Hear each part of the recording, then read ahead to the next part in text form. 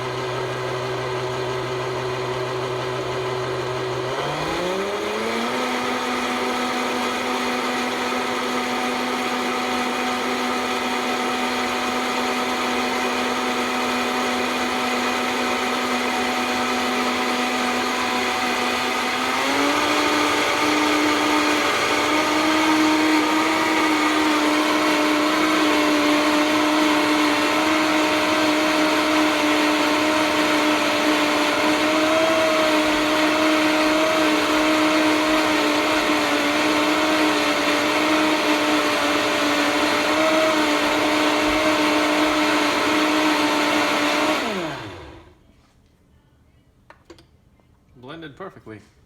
And that was a huge strawberry too.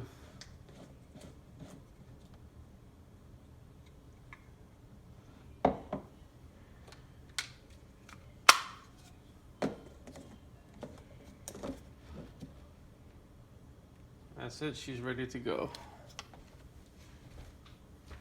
I'll just rinse the blade for my next smoothie.